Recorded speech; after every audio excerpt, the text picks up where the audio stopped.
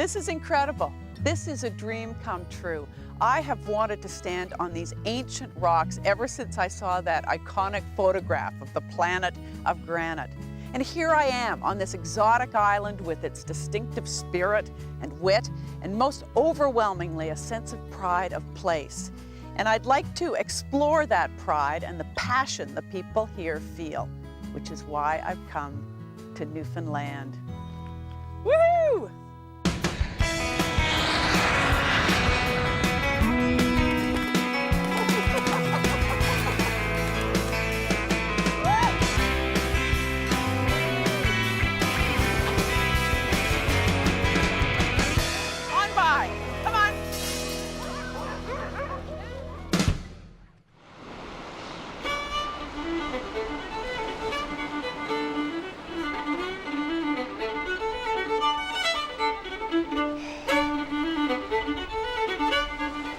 This is the province where the day begins in Canada, with the sun revealing a fierce, raw beauty that captures your soul. Newfoundlanders cling to these majestic, barren rocks with a passion, refusing to let go, even in the face of hardship.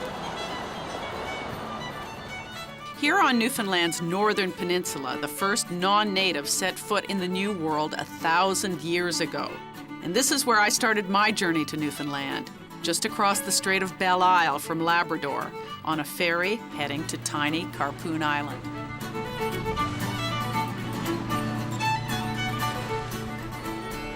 Ed English is the owner and operator of a couple of tour companies in Newfoundland and also of the Harpoon Lighthouse Inn on this fabulous island where we are. God, it's gorgeous. It is, it is. Everybody really enjoys their time out on the island.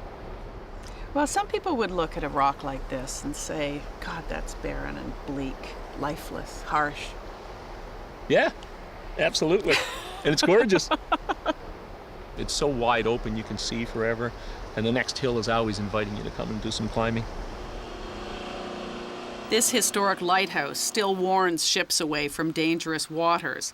But the charming little inn next door is also a magnet, drawing adventurers from all around the world. I couldn't resist an adventure of my own.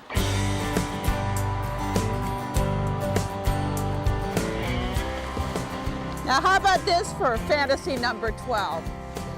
I'm learning how to kayak. I've never been in a sea kayak before, just off this incredible Harpoon Island with Mr. Kayak.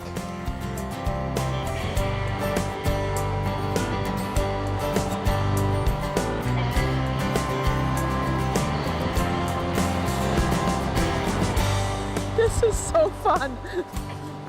I'm surprised actually how cold the water is. Yeah, well, what am I saying? I'm a wimp. You got to keep an eye out below you too if you think they're around, because quite often you can look down and see the whales go right under the boat. You're kidding. No, you get like their white fins, and you'll see the white fin go right under your kayak. How come this is so popular for whales? A bunch of reasons, actually. One is that the water is very deep. Under us now, there's already a couple hundred feet of water, so they can get in very close. The second reason is we're up at the end of the Strait of Belle Isle. Yeah. So all the fish in the North Atlantic who want to get into the Gulf St. Lawrence, they have to swim right. I can see the coast of Labrador. Yeah, yeah. Woo! That's enough kayaking for one day. I think it's time to go in search of something tall, icy cold, and refreshing.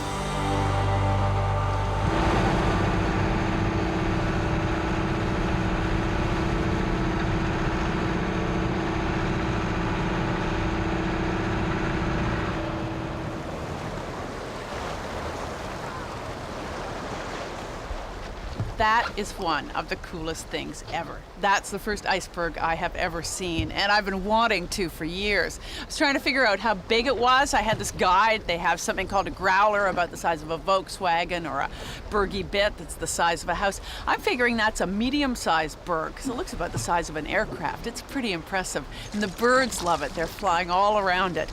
Now, hundreds of them come down on the Labrador Current on the Strait of Belle Isle every year. There haven't been very many this year. So I'm happy just to see that one. It's pretty beautiful. I've heard you go diving under icebergs. Not a recommended activity, but it has been done. Crazy person, what are you doing? Well, actually, I tend to feel safer if you're down really deep. Anything that falls off is not going to penetrate down to get at you. But yeah, it's kind of neat. It's an eerie light, even if you don't go inside them, to swim up to them, because of course they transmit the light. The icebergs can be made 10,000 years old, so in them they can track the Iron Age, they can track Vesuvius erupting, all those sorts of things. So they can actually drill down into an iceberg and go through human history. Okay, the history of this island's really interesting. It is. There's a lot of legends and a lot of true stories about a lot of misery out here, frankly. A lot of people dying, a lot of ships coming ashore. But Vikings came here? Oh, yeah, that's the story. You got mounds. Yeah, we do, and we've got sod hut remains just down here that they haven't even excavated. They did a little test dig, and they know they're thousands of years old, but they don't know how old exactly. We've got pits down there where they know they had 5 dead guys that died in a shipwreck and on boats, and they buried them there temporarily. And was Cartier here? Jacques Cartier? Or close? There's a lot of debate as to who landed where when it comes back to exploring Newfoundland. The only one proven exactly where are the Vikings, of course, and that's just next door to us. When you're standing here, you look over and you're looking right at the Viking site. At Lansing Meadows. Yeah. Next up on the itinerary, a Viking saga.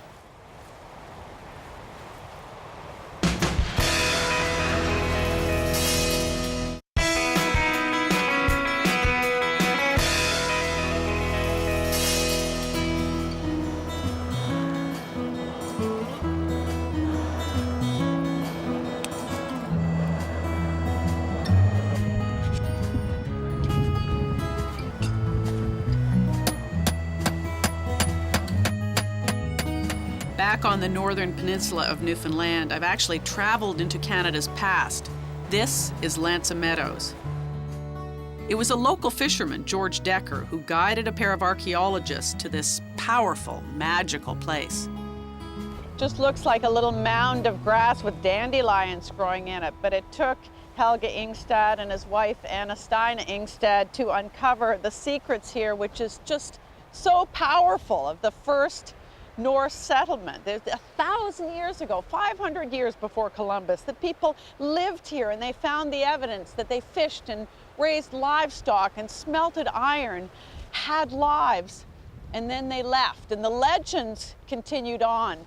But until this was discovered in 1960, nobody knew that it was actually true. And it is. They lived here.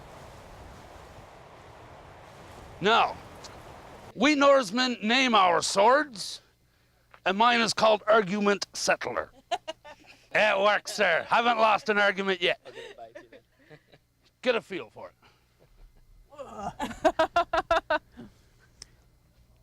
That's pretty good, Bjorn. That'd settle an argument. Oh, yeah. But this... No one wants to stare at a bunch of grassy mounds, so here at this historic site, they've recreated a Norse village as it would have looked 1,000 years ago. And they found some genuine woolly-haired Newfoundlanders to play the part. I'm at Lansing Meadows with Mike Sexton, also known as Bjorn. Da beautiful. That's the perfect name for you. All right, okay. But you used to be a fisherman. Yes, Where? years ago, in Goose Cove. Yeah. Fish mainly salmon and cod. And then you became a Norseman. Then I became a Norseman. But the Norse were only here, what, a handful of years? 5, Yeah. 6, 7 years? Now, well, according to the sagas... Wimps! No wimp, madam. If they'd have stayed and continuously fought opposition, they probably would be all wiped out anyway. But what I'm saying is, the Norse didn't last so long. Here you are. You're tough. You're a Newfoundlander. Fishing went away. Life gets hard. You grow your hair, and you turn into Bjorn, and you stay. You're staying. You love the place. Yes, I do love the place. However, I cannot call them wimps. These Norsemen had a bad reputation, but as being a bunch of ruffians, but they must have also had a bad reputation as stealing women on their arm. Well, I can see you're pretty darn cute. Oh, yeah. Bjorn. Thank you very much. That sod house is looking very attractive to me. This is the lap of luxury for 1,000 years ago.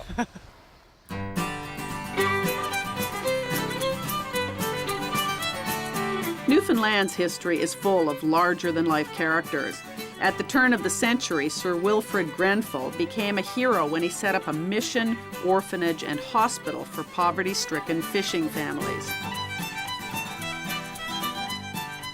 The mission's work was supported through the sale of local handicrafts.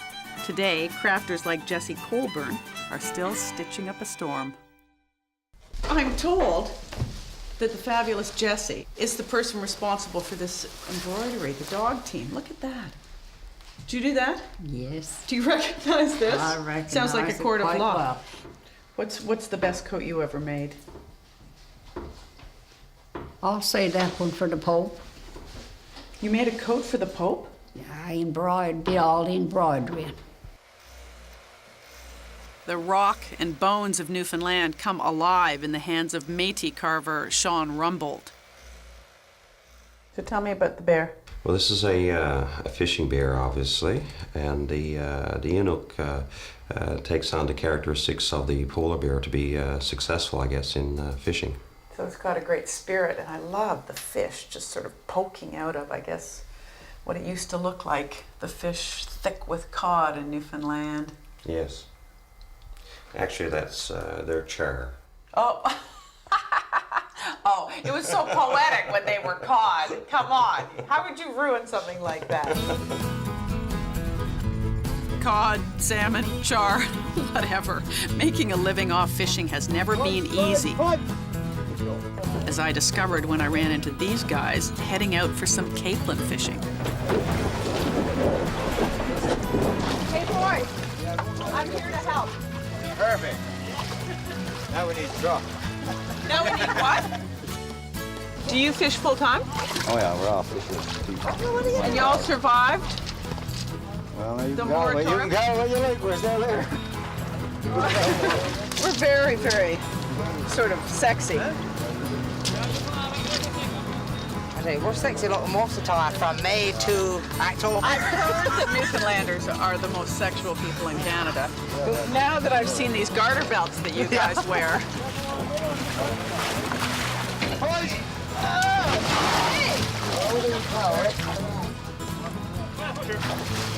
I'm sorry I won't be here when you're trying to get it out. You'll put me back when we're trying to get her in.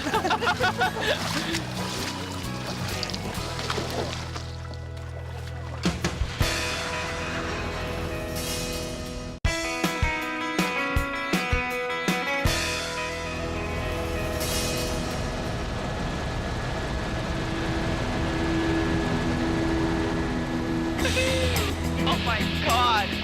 Oh my God. Oh my God. 2,000 feet straight down. Maybe the most spectacular sightseeing in all of Newfoundland is Grouse Moor National Park. It's about a 5-hour car drive down the northern peninsula, but I got a lift from Glenn Piercy in his helicopter. There's not a soul here. The biggest comment we hear when we get the European and the British visitors is they're just absolutely amazed at the lack of people. I know.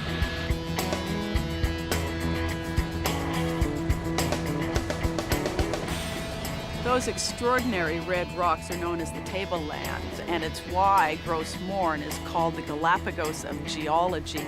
That is part of the Earth's mantle, which we almost never see on this planet. Those rocks were exposed 460 million years ago. They should be probably 10 kilometers below the ocean floor. And it was this crazy combination of rock scientists found here that helped scientists like Tuzo Wilson develop the theory of plate tectonics. And it's why in 1987, UNESCO declared this area a World Heritage Site.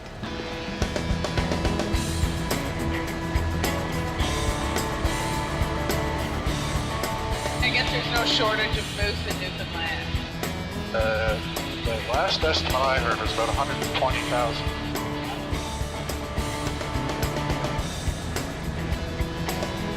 Oh my God, now there's caribou. It's like a centerfold from National Geographic magazine. When the cod ran out in Newfoundland's waters, the government closed down the fishery. Thousands of fishermen and their families were forced to leave the province. But proud Newfoundlanders like Trevor Taylor are proof the tide is turning. 12 years ago, he was a young fisherman without a future. Today, he's Newfoundland's Minister of Fisheries.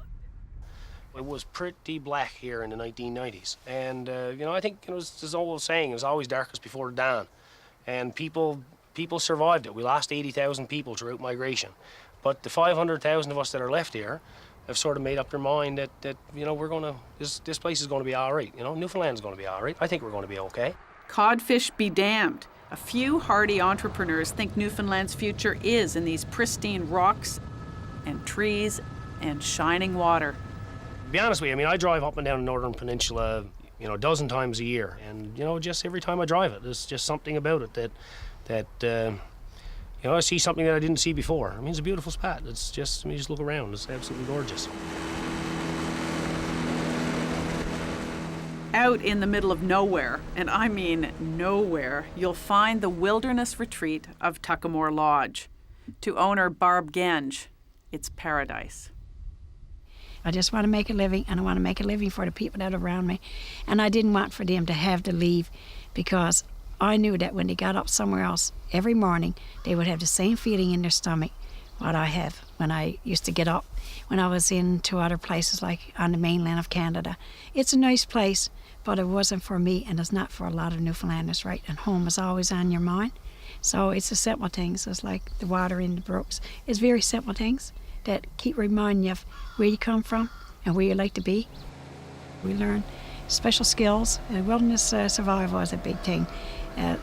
Whether you're a man or a woman and you're taking someone into the country here, into the woods, backwoods, you got to know what you're at. A moose might get you. Yeah, or bear.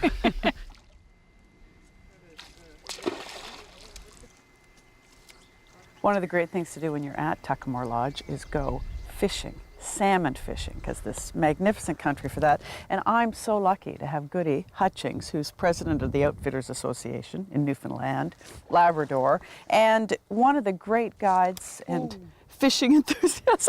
We can see the fish jumping. Anyway, this is a great treat to have it's you. wonderful. And welcome here. It's great to have you here in our special part of the world, so you can go tell everybody about the magic. Don't get me too excited. We should go. I've been disappointed before, but No. Well, just listen, get a few it's a game. It's either you win or they win, and if they win, it's for conservation. They always win. They always win. Okay, that's okay. Let's go. Yeah. Lines in. So you can avoid that rock. Okay. Hold on, let me just get stable here. Watch my line. The hooking is really tricky. Yes! Oh, He rose for that. yeah. Oh, look at that one that just jumped down there. Wow. Oh, they're so yo! Talk about a tease. Try again. There. Oh, that was perfect. Oh, was it? Yeah. Oh, you had one. Damn! Then I just pulled too soon. Well, then they like Well, this guy. they like this guy. Okay, now. hold on. Let's go. You're going back. Here it is. It's just Yeah, well, not you got so me dry. now, too. Oh, Jesus, did I ever? Jesus, they're splashing me. You think I can get him to just go right in? I can't get over how many fish, Goody, are just jumping around us and laughing and having a good time. But you know what? Fresh water, low water, sun, high, too hot, too cold, too this, too that. I mean, you just never know. Well, that's called fishing. We have great fishing. We have lots of salmon. And You do, eh? Well, they're not taking any hooks. that's I know there are lots of salmon. That's There were only like because of my- hundreds of them. They want you to come back, Valerie. Everybody wants you to come back, right? Look, see that salmon jump?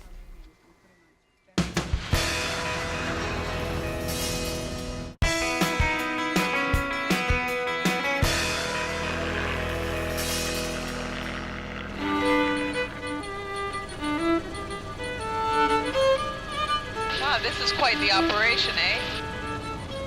Just down the road from Grouse Moor Park, they're dreaming in Technicolor. This is Humber Valley Resort and Condominiums. Brian Dobbin is betting nearly $1 billion that his luxurious setup will draw visitors from around the world. And why this place? Because it's a wonderful valley, and no one's discovered it yet, and it's populated by wonderful people. The people here are so nice, you think there's something wrong with them when you first get here. A lot of the Europeans do. And it's a beautiful little piece of Canada that I wanted to show the rest of the world.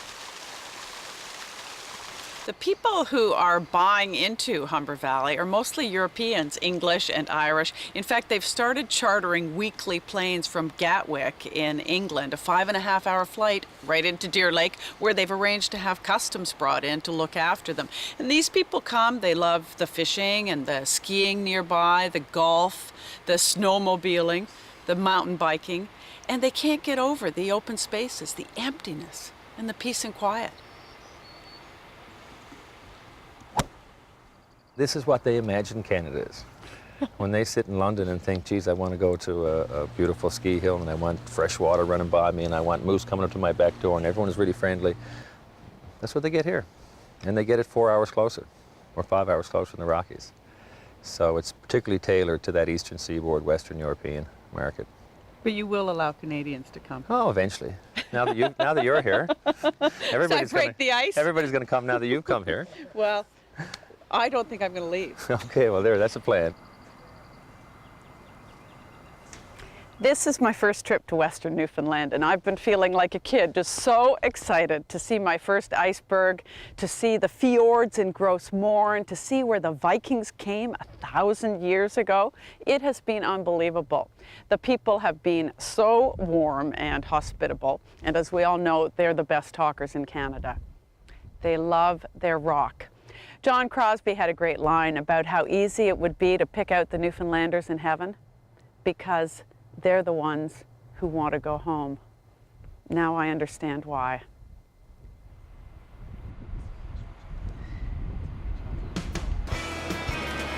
Hi, Valerie. Hi, Crystal. I'm back again. This time going to Haida Gwaii, so I'm checking through to Vancouver. Okay, do you have any just carry-on luggage? I wish carry-on. No, it's Ed got the film crew. I think it's about 14 pieces maybe in total. We haven't got all the the carts here yet. Hold on. Hey.